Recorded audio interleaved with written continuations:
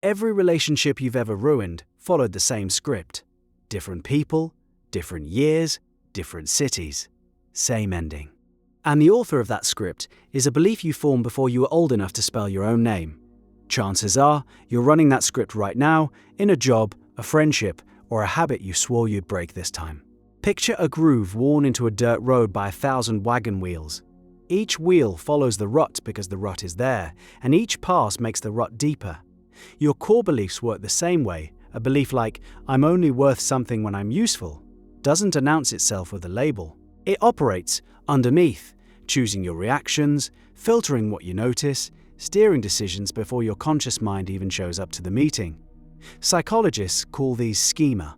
They form early, usually before age 7, when your brain is absorbing the rules of reality from whatever environment you landed in.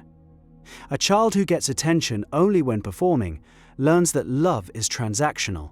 A child who gets punished for expressing needs learns that vulnerability is dangerous. These lessons harden into assumptions so deep they feel like facts.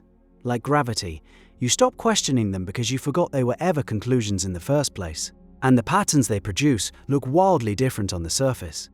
One person overworks themselves into burnout every 18 months. Another picks emotionally unavailable partners with eerie consistency. A third self-sabotages every time a project gets close to succeeding. 3 patterns that seem unrelated until you trace each one back to a single buried instruction. I don't deserve this. The mechanism is almost mechanical. A core belief acts as a filter on incoming reality.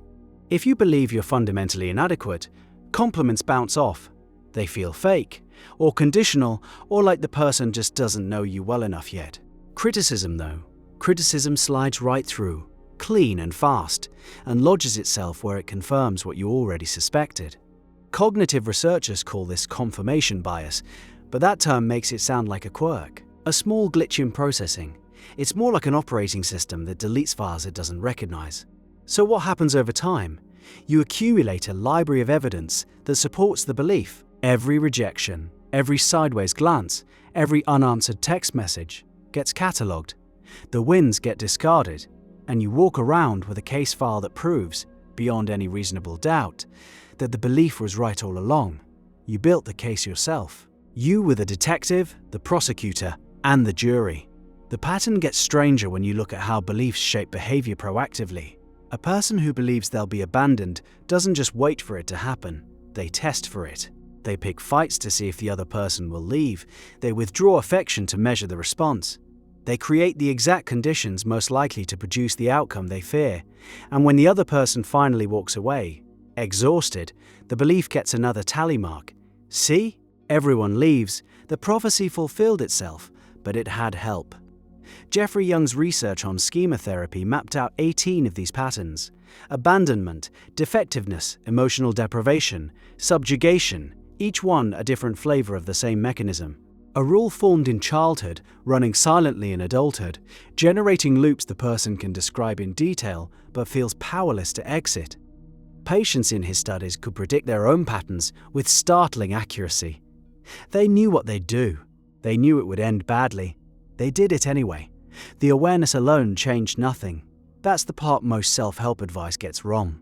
Knowing your pattern exists is step 1, and step 1 alone has almost zero therapeutic value. You've probably identified your patterns already. You might have named them, journaled about them, discussed them with friends over wine, and then walked straight back into them the following week. The reason is architectural. Core beliefs live in implicit memory. The same system that stores how to ride a bike or flinch at a loud noise. You can't talk your way out of a flinch. The belief responds to experience, to felt reality, to moments where the body registers something different from what it expected. Schema therapy uses a technique called limited reparenting, where the therapeutic relationship itself becomes the corrective experience. The therapist provides, in a boundaried way, the emotional response the client needed as a child and never received. Over months, sometimes years, the schema softens. The groove in the road gets a little shallower. But the road metaphor only goes so far, because beliefs also select which roads you take. Someone with a subjugation schema, the belief that their needs must always come second, will gravitate toward controlling partners, demanding jobs, friendships where they play therapist. They'll frame this as selflessness, as virtue. The environment they choose then reinforces the belief, which reinforces the environment choice, which reinforces the belief. The loop is airtight. Breaking it requires something counterintuitive. You have to act against the belief before you believe the new version. Behavioral experiments in cognitive therapy work this way. A person who believes, if I say no, people will reject me, is asked to say no in a low-stakes situation and observe what actually happens. The prediction almost never matches the outcome. The friend says, "Okay, no problem." The colleague reschedules without complaint. The world doesn't collapse, and that gap between prediction and reality, that sliver of daylight, is where change begins. One experiment changes nothing. Dozens start to matter. The new data accumulates slowly, like sediment, forming a competing belief that runs alongside the old one. For a while, both beliefs coexist. You'll catch yourself oscillating. One day feeling genuinely confident, the next day convinced it was all an act. This is the messiest phase. It feels like regression. It's actually the architecture reorganizing itself, and reorganization is always louder than stasis. The patterns don't vanish cleanly. They fade. A client in long-term therapy might notice the abandonment fear showing up as a whisper instead of a scream. The urge to test their partner still surfaces, but now there's a half-second gap between the urge and the action. That half-second is everything. In that gap, a different choice fits.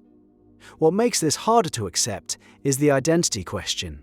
If your patterns have shaped every major decision, who you married, what career you chose, which friendships you kept, then changing the belief means reckoning with the possibility that a different belief would have produced a different life, a different you. That recognition can feel like grief. The version of your life that ran on a healthier operating system is a version you'll never get to compare against. You can only go forward. There's a detail from Jung's clinical work that stays with me. He described patients who'd successfully weakened a destructive schema, built healthier relationships, changed careers, rebuilt their lives, and who would still, in moments of extreme stress, feel the old belief flare up like a pilot light that was never fully extinguished. Decades later, the schema wasn't gone, it was quiet. The volume had dropped so low it no longer drove decisions, but the signal was still there, faint and familiar, like a radio station from a city you used to live in. Your patterns are readable. They repeat with a consistency that would be impressive if it weren't so costly. And the beliefs underneath them form during a period of your life you barely remember, in response to conditions that no longer exist, to protect a version of you that has long since outgrown the protection. The groove in the road is deep. Every pass made it deeper, but the wheels turning in that groove right now are yours. And wheels can leave a rut. They just have to be pointed deliberately at unpacked dirt.